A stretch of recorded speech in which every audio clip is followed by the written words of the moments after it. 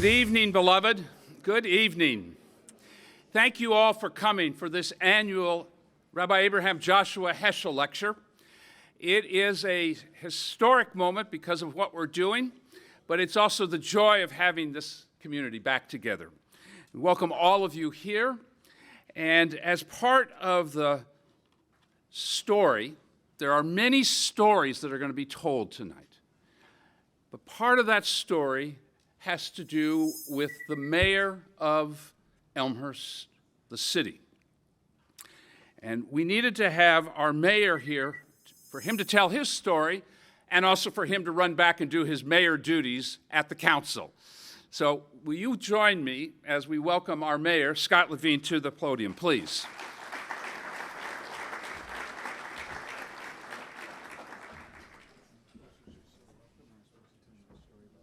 You can tell your story. Well, thanks, everyone. We had a lovely little dinner before this ceremony. We told some little stories around the table of our relationship with Abner, and so I feel compelled to tell you my story. Abner was the mayor. He was a very fine mayor here in Elmhurst from 1977 to 1985. Just like any other elected official, some are highly regarded and some not so much. Abner was very well regarded. Louder? It's not me. Who's running? Joe, are you running the sound? That's the house sound. Okay. The mic is next to you, Mayor. All right, well, I will speak louder then. We don't need the microphone. Thank you, because someone soft-spoken like Dr. Beckton will need a microphone. It turns out that when I ran for mayor the first time in 2009, unsuccessfully here in Elmhurst, I was talking to some friends with whom I grew up in Evanston, and they said, "Where are you doing this?" I said, "Out in Elmhurst." They say, "Well, that's Eddie's dad, the mayor." I said, "How could he be the mayor if you're here in..." Loud enough. Good thing I'm here to test out this sound system.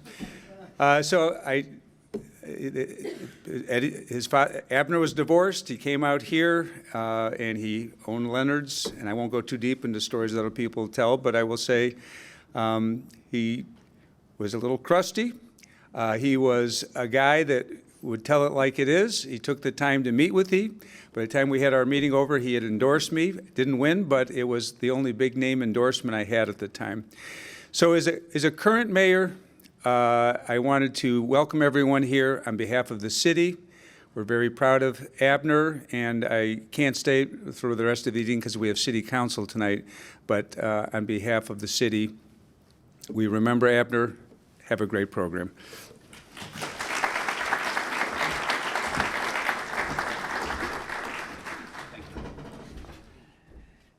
Thank you, Mayor. These events do not happen without a lot of hard work and commitment. And this lecture, along with the whole public intellectual life of the institution, and especially the relationships in the broader community of Elmhurst, the city of Chicago, only happen when there is support from senior people. And our president, Dr. Troy Van Aken, and his wife, Dr. Van Aken, also have been instrumental in always helping support the public intellectual life of this institution. They are especially supportive of the work that we have done with this Heschel Lecture and with the dinners and with the whole attempt to build a joyous, powerful university community. And we could not let this night go by without our president, Dr. Troy Van Aken, offering words. Will you join me in welcoming Dr. Van Aken, please? Well, thank you, Scott. I appreciate Mayor Levin testing out the sound system. That's always something that's always a little cut, touch, and go here. Marcy and Ken, thank you so much for your generosity, not just for this lecture, but for all of the lectures, but also, as importantly, the dinner that we just had where there was a nice intimate exchange of ideas. Obviously, Abner was the point of the conversations today, but having been to dozens and dozens of those dinners, to have that funded and endowed is something that's really going to be important here. I'm one of about 6 people that are going to welcome you tonight, so I'm going to be a little briefer than I normally am. But I do want to talk about how important, this lecture is, and a little bit about Abner. I know you're going to hear some personal stories, but in addition to his leadership in the city of Elmhurst that you just heard about, and he was later in life was a Holocaust educator.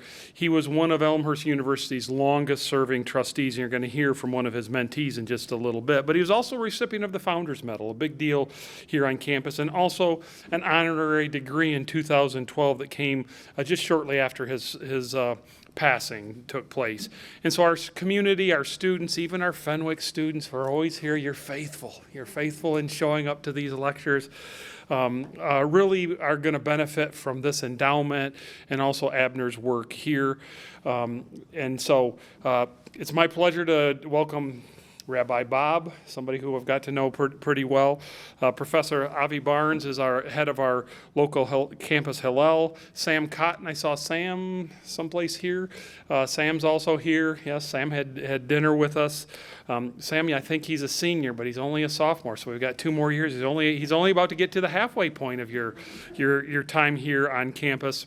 I'd also like to thank Spiritual Life Council, something else that Sam has a hand in moving forward, for their efforts to support this type of activity as well. And then last, I would be mistaken if I didn't hold up Scott Matheney. I mean, Scott's fingerprints are all over these series of lectures, that it's endowed now and is something that's going to have the financial resources to continue when his successor happens to be named a little bit later this year.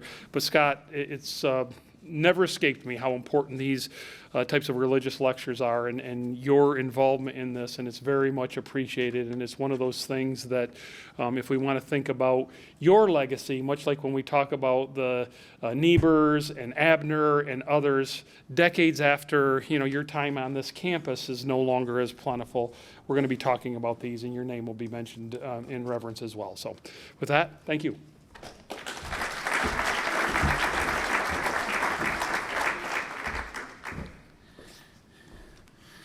There is a quote by one of the rabbis in my life that some of you have read his book. All life is meeting. All life is meeting. And those relationships are powerful because of what they do to help open our minds and our hearts. Wes Becton, who's on our board, and also a very close personal relationship with Abner. And I heard stories all the time and watched the two of them banter, and I actually wanted the school to do a 2-act play with these two people, because their stories are reflective of the power of this university, this nation, and what this liberal arts education can do. Crossing boundaries of race, class, religion, crossing boundaries and finding friendship, because all life is meeting. All life is what you do when you become connected to somebody else. So we could not let this night go by without offering the personal reflections of Wes, and especially since that play didn't get done yet, maybe before I leave we'll get that play written. But Wes, thank you, sir. Come on up.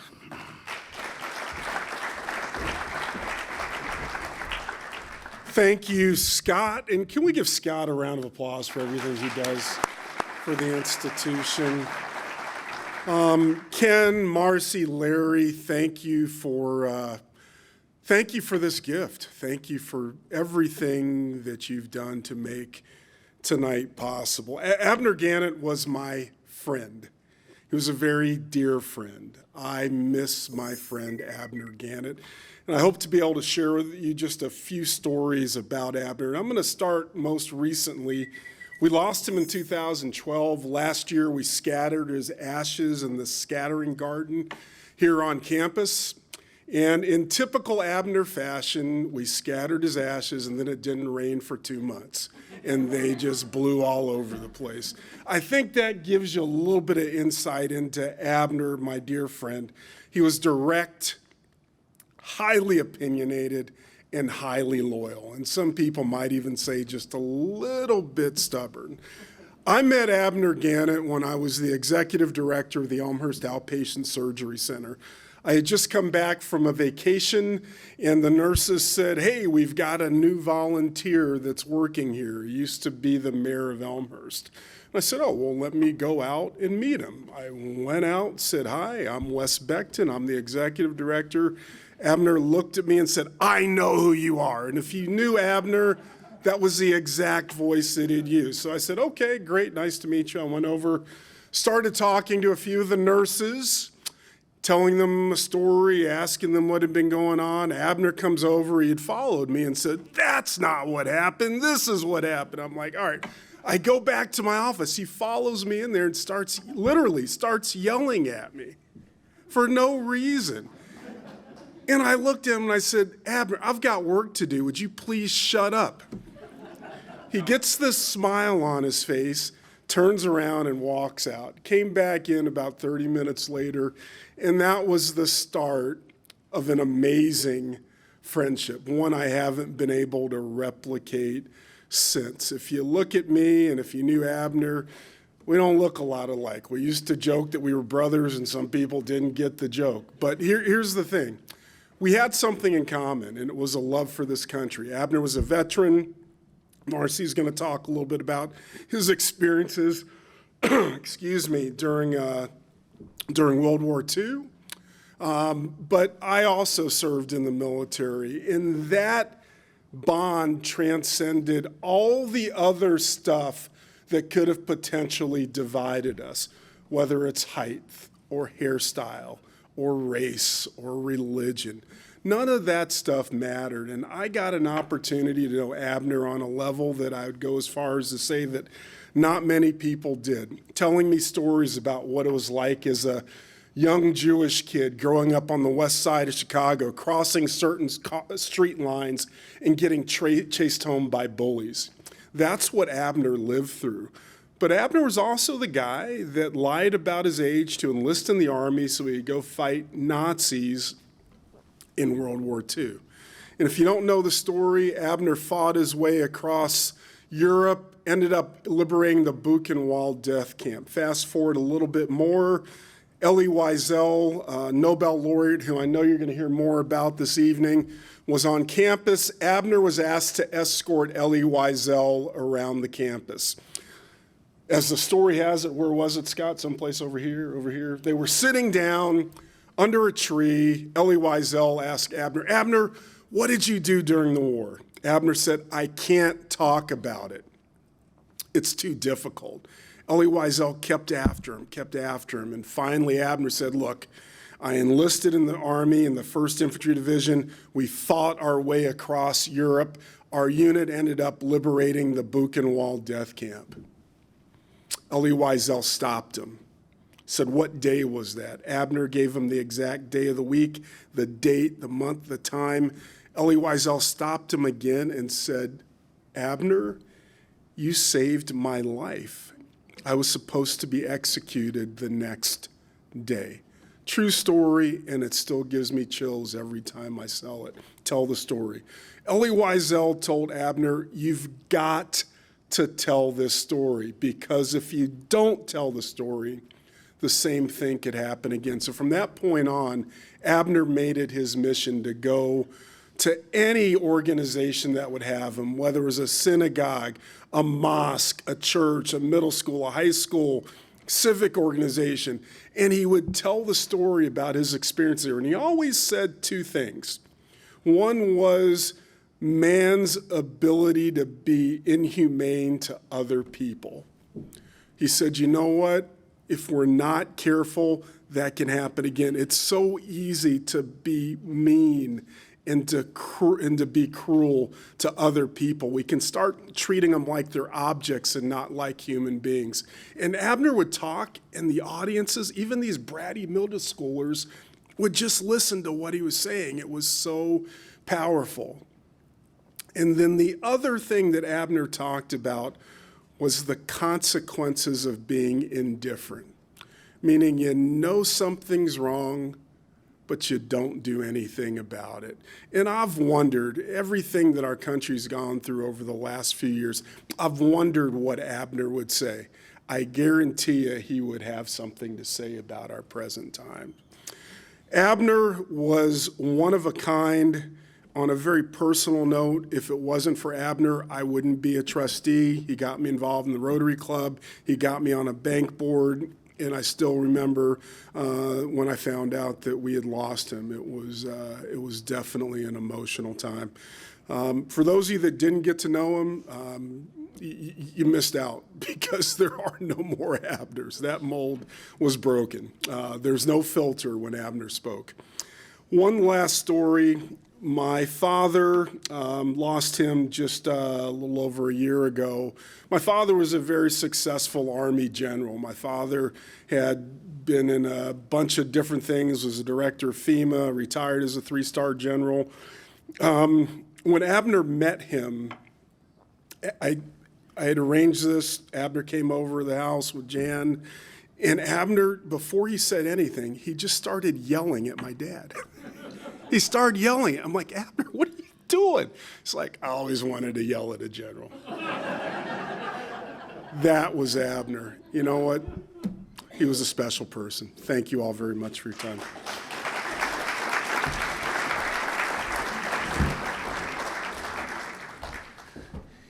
Thank you, Wes. You all should know that Wes's dad, highly decorated. If you go to the African American Museum in Washington, D.C., you will see a picture of Wes's dad.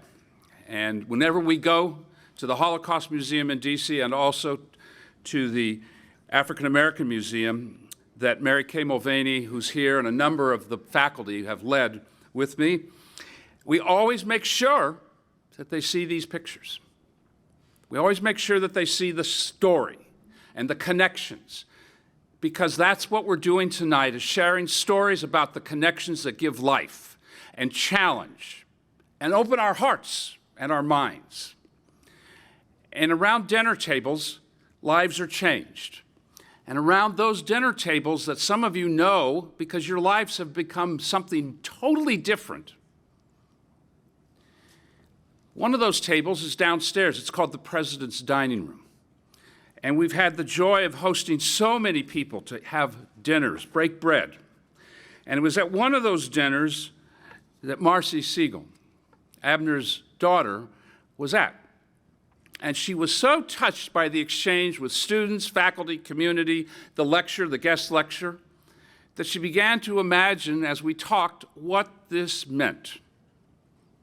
And what it means is a future for this institution, as our president has talked about, that will lead others to go to the synagogue at Etz Chaim, to be a part of Fenwick, to come back to this institution and tell stories. And your capacity to tell them is why we're here tonight. Ken and Marcy, it's my joy to bring the two of you up with the deep thanks that I, as the chaplain and pastor, in ways that we've had the pleasure to be together with Abner, with Jan, with each other, with your family, and this institution. Beloved, will you join me in welcoming Ken and Marcy Siegel, please?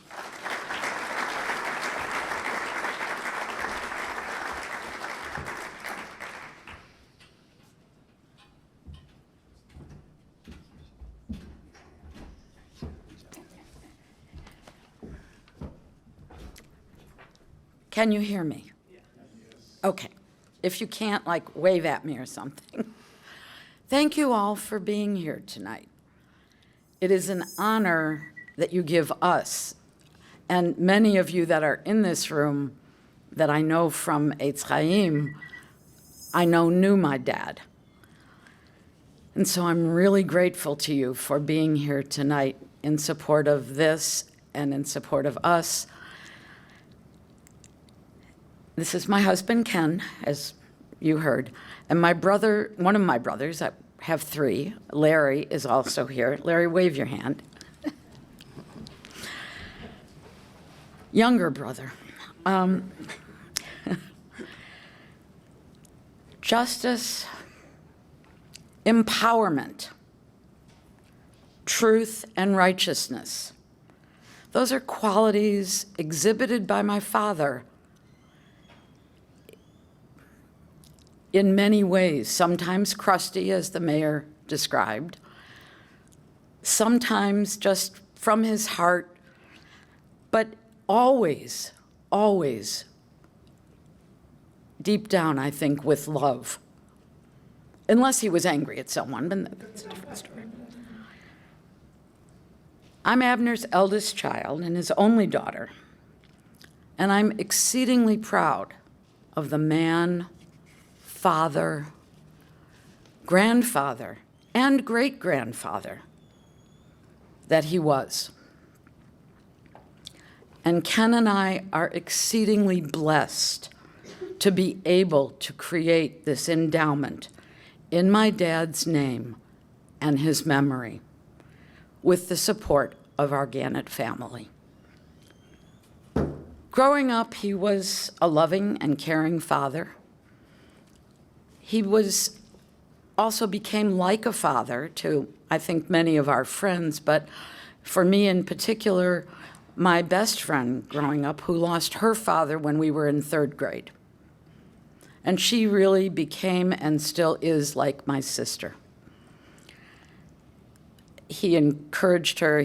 We went on vacations together. There were all kinds of times that we were all together. And she was, I had 3 brothers. I think they had to give me a companion. As an adult and as I became a parent myself, I really saw how much his loving extended to his grandchildren and then to his great-grandchildren. I believe he had 3 prior to dying. And I have a video of him singing The Farmer's Horse with our grandchild Benjamin, who is about to turn 15. I believe there are 3 great-grandchildren who are named after him. And that's amazingly special. And I really hope that they will, they're little, that they will carry the same kind of traits and attributes that my dad had. Growing up, we didn't really know about my dad's experiences in the war and as a liberator. We knew he fought. We knew he had been in the infantry. We knew he had been in D-Day and the Battle of the Bulge, all of those kind of war stories. He told us those. But he never spoke about, as Wes said, he didn't tell anybody and wouldn't talk even to Elie Wiesel about what he did in Europe. But he was always willing to educate younger students. I taught in an elementary school in Lombard for many years. I was a physical education teacher, but my dad would come on Veterans Day or our Veterans Day assembly, which probably wasn't on Veterans Day because there's no school. And he would speak to the 3rd graders. And it was amazing to see even 3rd graders focused, arrow-focused, with rapt attention as my father told his stories. And they weren't about liberating, they were just about war. And I was able to watch part of those speeches because I usually had to leave and go teach my own class. But I watched him say to one group, and this was in Lombard, I look out, I'm kind of quoting my dad, but I don't know if it's an exact quote. I look out and I see brown faces and black faces and yellow faces and white faces.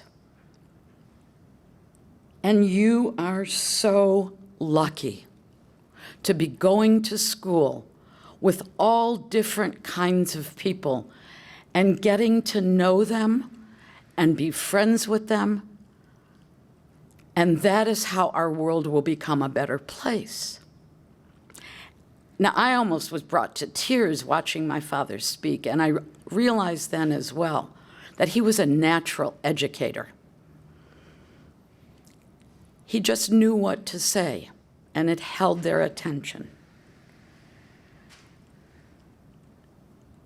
And he said, when I went to school, everyone looked the same. And it's so important to learn that all people are really the same, and to respect and to work with them all.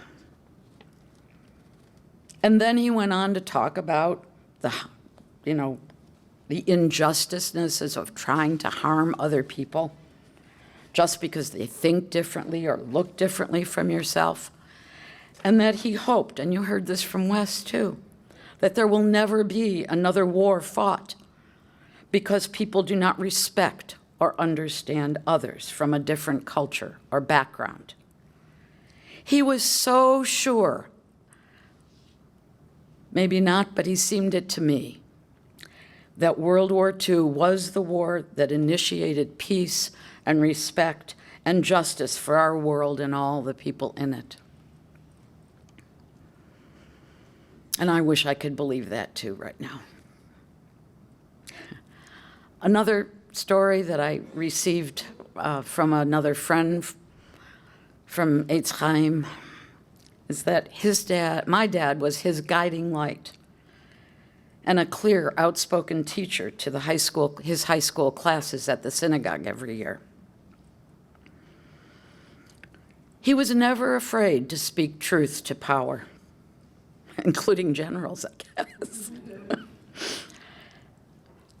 or to those with whom he shared power, as in the boards of various organizations, or to his children and grandchildren on important social justice topics, or like the time he and I happened to be on the board of Congregation Chaim at the same time. I must have been at the meeting first, and I was sitting down. And he came up behind me, gave me a kiss on my head, and said, "You're getting gray, kid." Well, I was, but did I want to hear that then? No. But he spoke the truth. My father would be very pleased to know, and on some level I think he does, that his legacy will provide for a full range of the pre-lecture dinners, which become an intellectual exercise. And they're very nice and stimulating to be a part of. So many faiths and religious practices being honored here at Elmhurst University, a place that was very dear to him, beloved by him, and which has become, as you've heard, his final resting place. May he forever rest in peace in this place where his memory is a blessing. Thank you.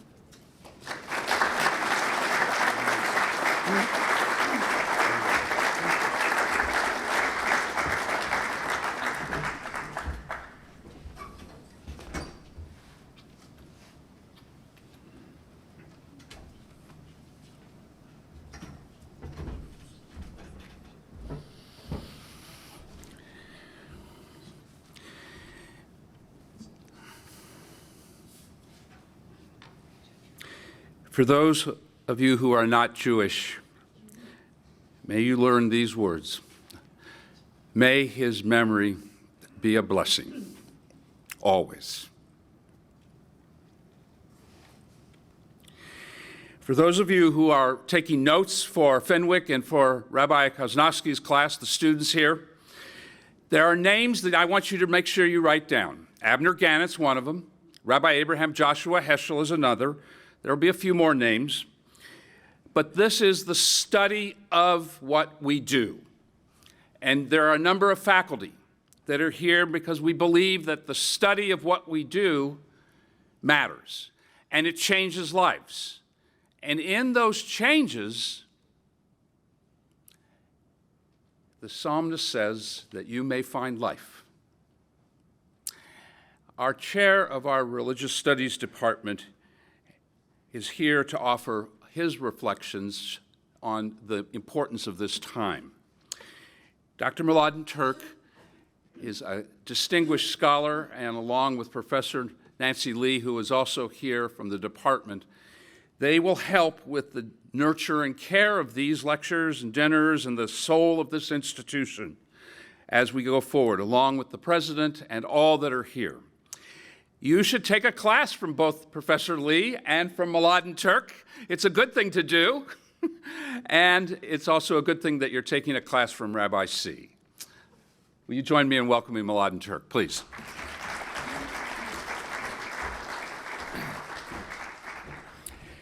I was about to say that both our speaker tonight, Rabbi Bob and Rabbi Kosnowski, are on our faculty, so definitely you should come and take their classes. So I bring a word of thanks from the Department of Religious Studies here, and especially to our chaplain, Reverend Matheney, and to our generous donors. We anticipate another stimulating lecture. As I said, this is one of our faculty, so I know. And we also tonight celebrate the foresight and kindness that underpins the existence of these lectures. These lectures, and you have a list on the program tonight. They are, of course, the Abraham Joshua Heschel Lecture, the Joseph Cardinal Bernardin Lecture, the Al-Ghazali Lecture, the Reinhold and H. Richard Niebuhr Lecture, and the Interfaith, Interreligious United Church of Christ Lecture. These lectures and the dinners, I'm glad you mentioned those preceding each lecture, are not mere formalities. These are vibrant forums for genuine intellectual exchange. To witness our students engaging in thoughtful dialogue with leading scholars alongside faculty and administrators is truly inspiring.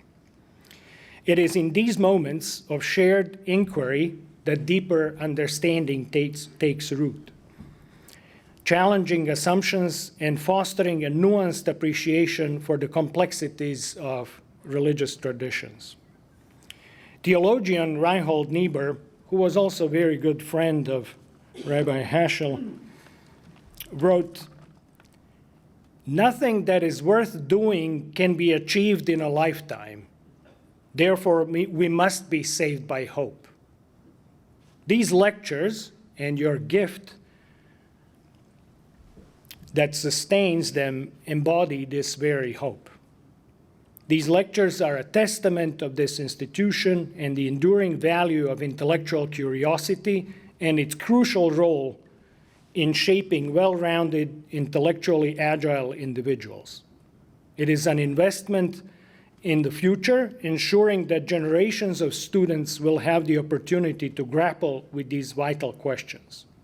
The legacy will be the many minds opened, the critical dialogues fostered, and the deeper understanding of the human condition cultivated within our academic community for years to come.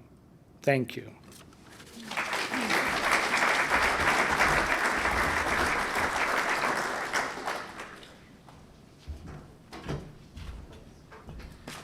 Thank you, Mladen.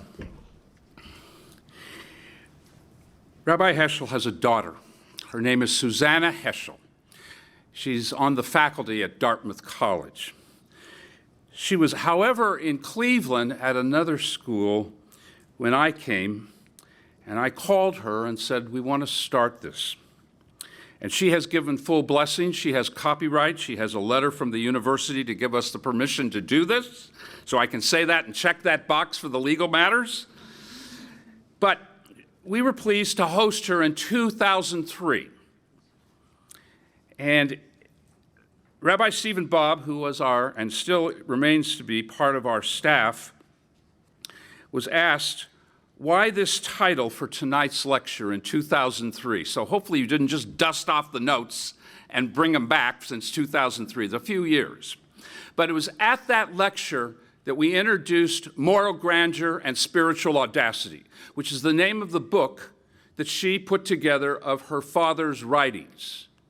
And it's rooted in a letter that Rabbi Heschel wrote to the president of the nation at that point.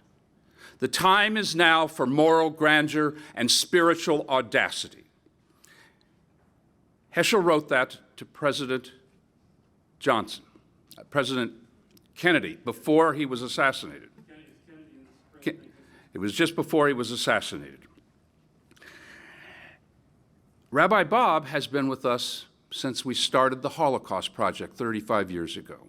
He holds emeritus standing at the synagogue where Rabbi Kosnowski is the senior rabbi. He has taught here, he has lectured, he has nurtured, he has cajoled, he has pushed, and he is a joy. Will you join me in welcoming this year's person to help me with the Heschel Lecture? Rabbi Steven Bob, please.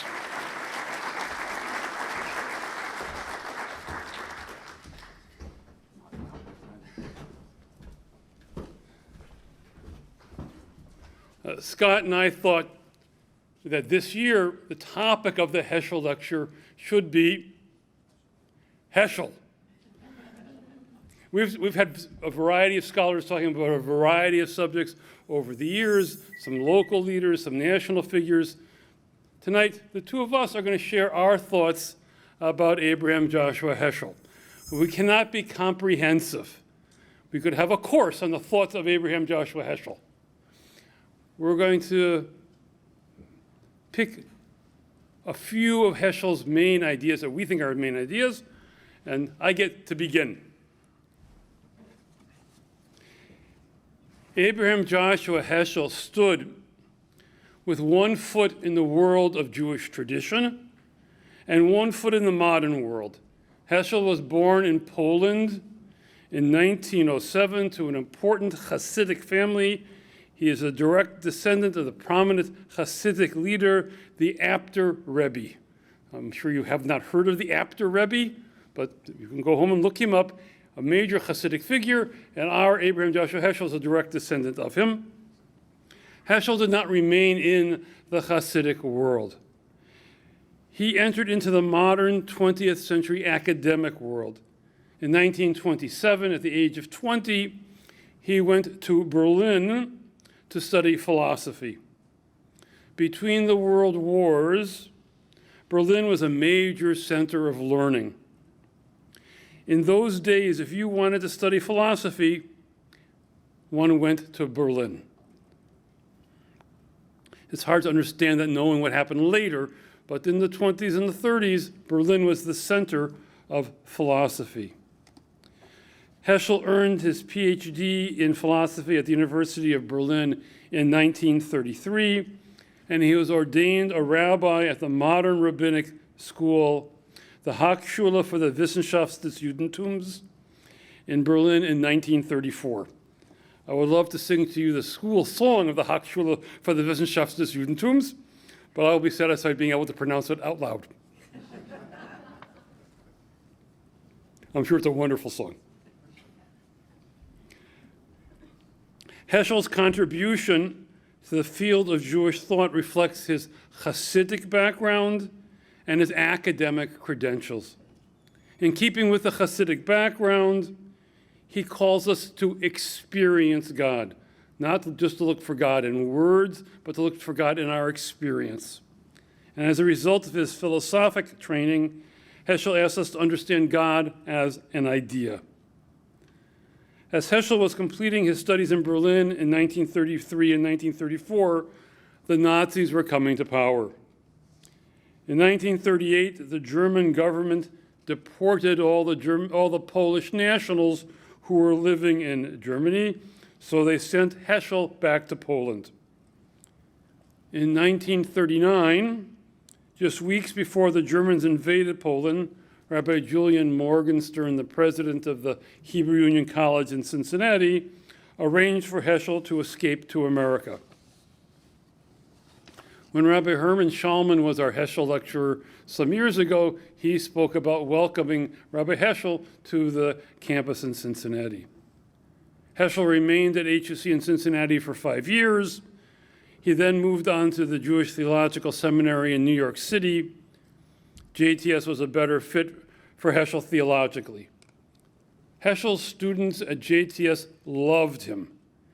He became a major figure in the world of Jewish thought, but he took his students seriously. 2 generations of conservative rabbis saw him as a role model. Heschel was deeply immersed in Jewish textual tradition and deeply engaged in the contemporary world. He looked like a prophet from the Hebrew Bible, with a beard and a big head of hair. Best rabbi face of all time. So he looked like a rabbi from the Hebrew Bible, and he acted with prophetic courage in the modern world. Heschel died in 1972 at the age of 65, which now seems young. Dr. Heschel wrote many books. This evening, I want to mention ideas from one of his books. It's called God in Search of Man. Now, I understand this is a 1950s title, and we can't fault him for using 1950s vocabulary. Heschel wrote beautifully in English. English was not Heschel's first language. It was probably his 5th or 6th language. But he wrote poetically in English. A key Heschel idea is radical amazement. Say it with me. Radical amazement. No, I think you got to use hands. Pick up your hands. Radical amazement. Yeah, now you'll remember it. Too many people today dismiss God saying, I don't believe in God.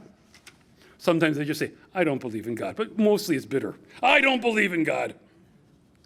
The problem is that when they say, I don't believe in God, the concept of God they're dismissing is a child's understanding of God. As children, we may have viewed God as a puppet master pulling the strings, controlling all that happens in the world. This is clearly not the case. If God was indeed pulling the strings, the world would be orderly. If you've not noticed, the world's chaotic. Children view many topics simply.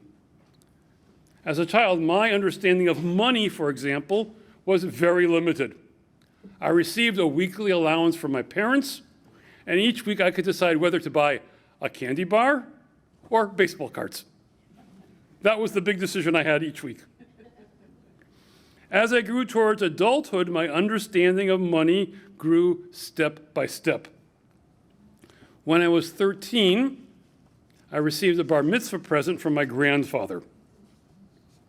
1 share of General Mills stock. He selected General Mills because it made products I could understand, and because its headquarters were in Minneapolis, where we lived. My mother took me to the stockholders meeting that year, 13-year-old Steven Bob. Did you vote? Yes. I voted no on everything. Abner would be happy with me. I closely followed the value of my share of stock, and it helped me to develop a more adult understanding of money and finance. We have developed adult understanding of many topics. We should seek a mature adult understanding, a mature adult approach to talking about God. When people say, I don't believe in God, they are often rejecting a child's concept of God. Heschel calls us to look at the possibility of God through adult eyes. As a philosophy student in Berlin, Heschel read Rudolf Otto's book, The Idea of the Holy. Otto wrote about encountering numinous. Otto approached God as an idea. that there is more than just the material world. Otto's ideas impacted Heschel.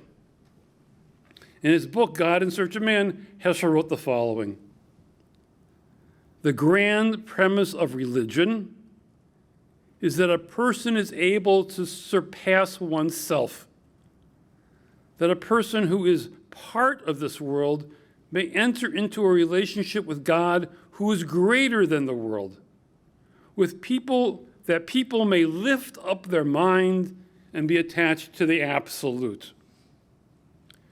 Heschel suggests the correct question is not, do I believe in God, but rather, how do I respond to that which is beyond me? Heschel teaches that questions we should ask ourselves include: how does one rise above the horizon of the mind? How does one free oneself from the perspectives of ego, group, earth, and age? How does one find a way in this world that would lead to an awareness of God who is beyond this world? For Heschel, the challenge for human beings is to be open to amazement, to look around, to look at nature, to look at each other and say, "Oh my God." Writing 80 years ago, when Apple was still a fruit, when Google was just a large number, and when Amazon was a very large river in South America, Heschel wrote the following: "Humanity will not perish for the want of information, but only for the want of appreciation. The beginning of our happiness lies in the understanding that life without wonder is not worth living.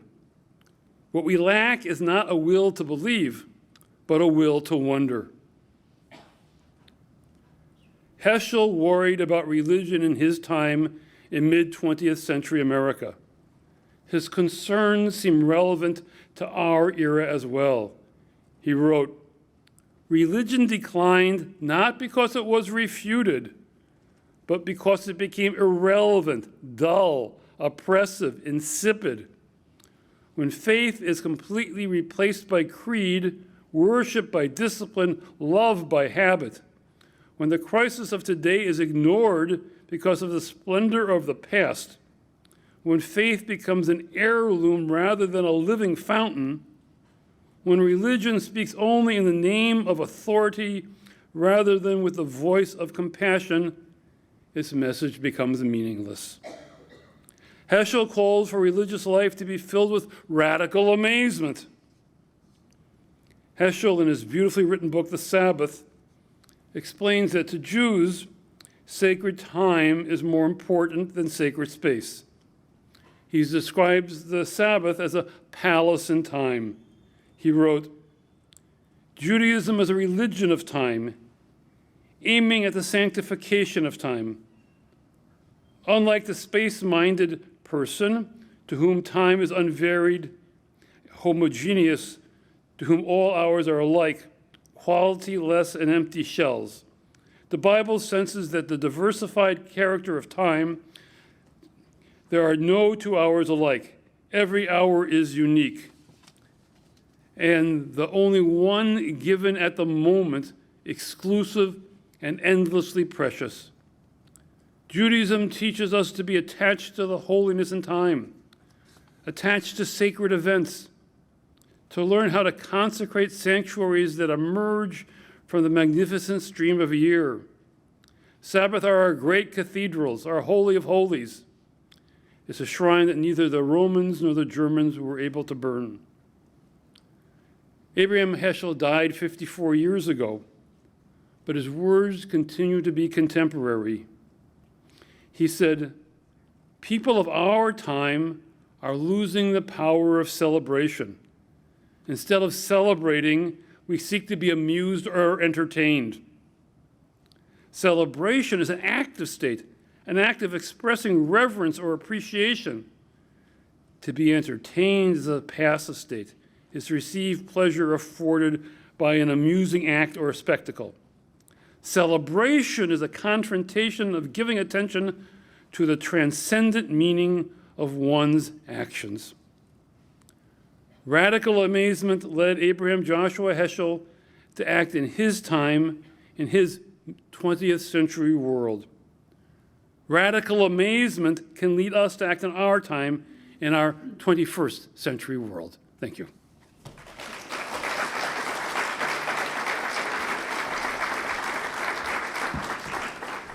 Our next speaker, Short. we'll see, is Reverend Scott Matheney. Short. Heschel said, "I do not ask for success, I asked for wonder, and you, O Lord, gave it to me." Heschel's home in New York City was the place of gathering for Shabbat every Friday night, lighting candles. And around that table sat a man by the name of Reinhold Niebuhr, an alum of this institution. Every week, regularly, Reinhold and Heschel sat together. And into that team came a man by the name of Elie Wiesel. And the three of them spent nights into the hours talking. So much so that when this school invited Elie Wiesel to speak here, he came here not because of the Holocaust, but because of his relationship to Reinhold Niebuhr. Indeed, when Niebuhr passed away, who did he ask to give the eulogy as a Christian theologian internationally known? Rabbi Abraham Joshua Heschel. It's a powerful eulogy. It's in that book, Moral Grandeur, Spiritual Audacity. What does that have to do, that table, 75 years ago, have anything to do with now or the future? Well, it has to do with public intellectual life that this school is charged with. It has to do with the themes of a dinner table and breaking bread together and table manners that are lacking in so many faith communities. And the meaning of the quote that I made sure was on this program that you can take. The first one, the drama of redemption. I invite you to think about the drama of redemption and how much you are, as he would challenge us, are you a part of that drama or are you obstructing it? And because this is my last lecture, we had to use the cash quote that I have asked every lecturer to reflect on. Is there a word to young people? As he was about to die, he was interviewed, national television, and he read and wrote these words that have become epic. And I am going to go out into the community and I'm going to put the mic in front of some of your faces. And I'm going to ask you, and we're taping this, so it's going to be a trick, to live your life as if it were a work of art. What is your work of art? What is your work of art? Because Heschel's legacy for all of us is about our capacity to come alive. What is your work of art?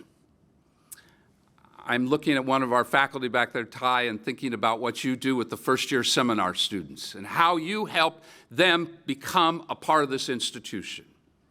I'm looking at this one here, Susan, who was our former librarian, and how she, as a work of art, turned the library into a place of meeting, breaking bread, and intellectual life, and coming together.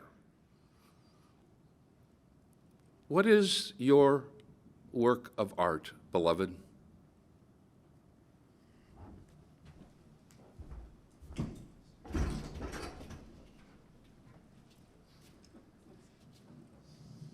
Does anyone want to be bold? Come up here.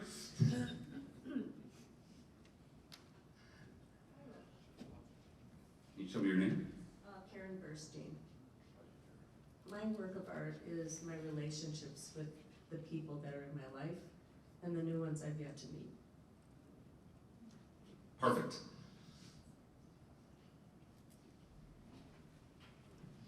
I'm Jacob Margulies, member of Chaim, and life to me is art and science. And God's first commandment is be fruitful and multiply. So the science part is fruitful and multiply, and the art is raising your children to be wonderful children and productive citizens of this country and this religion. Amen. Wes, your life is a work of art, sir? My 3 children and my grandchildren, my granddaughters. Well done. And my wife. I would like to say that at this school in 1963, August, when Martin Luther King gave a talk, Richard Niebuhr came to this college here. And when he came from Ghana, nobody would room with him. Nobody wanted to eat with him. And I knew that when I look at this chapel, Hammersmith Chapel, one Christmas, when he couldn't go back to Ghana, but the school closes the cafeteria and everything, where could he come? He came to my apartment, he slept on my sofa, and that was Richard Niebuhr. Then this school later on gave him an honorary degree, etc. Okay? Wonderful. It's a work of art. We are losing a faculty member. This is our final hurrah for Christine Summers, our German professor. Is there a work of art? Yeah, teaching here for 29 years, and 29 years. My students.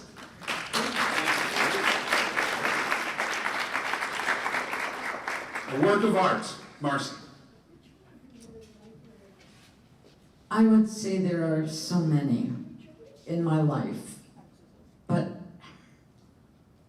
as an educator, I still sometimes hear from my former elementary school students, even on Facebook. It's kind of funny. They're adults now with kids of their own. But they carry forth ideas that I taught them, and they tell me that. And they tell me that they're grateful. So, and someone, also I have students from Chaim, adult students, since I taught an adult and child class, who tell me all the time, when I see them, that they're grateful for what I taught them. So I think, I have yet, no, that's not true. But I don't hear that as often from my children and grandchildren yet.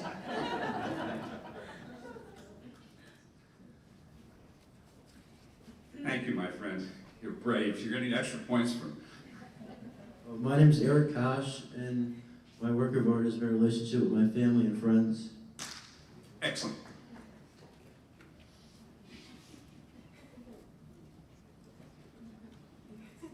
My name is Will Papps, and my work of art is my relationship with my teachers and my friends too. Thank you. Hi everyone, my name is Aiden, and my work of art is just being here at Elmhurst University and making new friends along the way.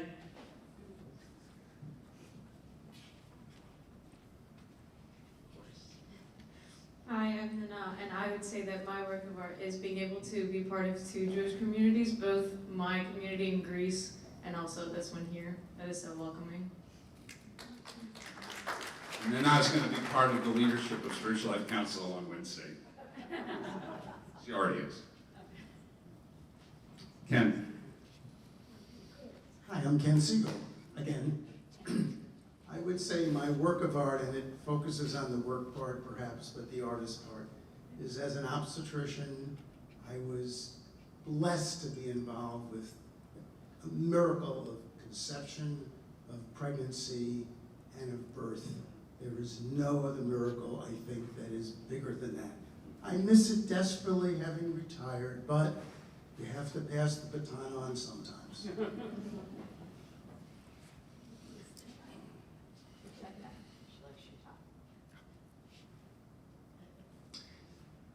Beloved, will you join me in prayer?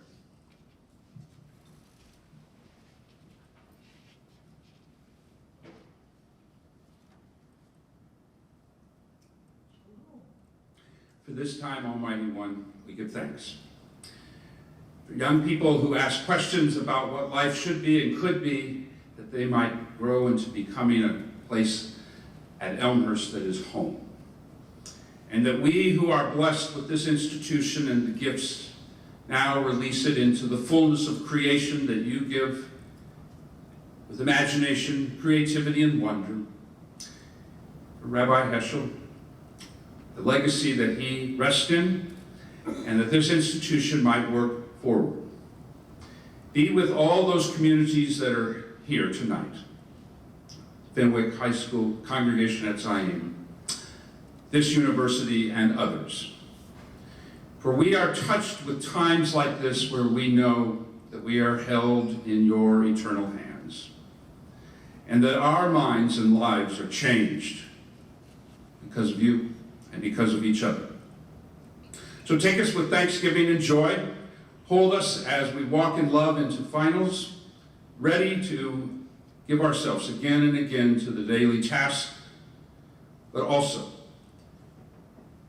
to be captured by the wonder that is yours alone, and that we are given glimpses of that. Take us now with thankfulness and joy. This we pray in your eternal name. Amen. Thank you all for coming. Wednesday of this week at 3:30, Spiritual Life Council will celebrate its 25th anniversary as a student organization. And in that, there's going to be a great concert. So if you think about building a table, setting dinner, lunch, and imagining a life that's different, Spiritual Life Council is there every Wednesday for you. Go in peace, beloved, with thanks to God. Good night.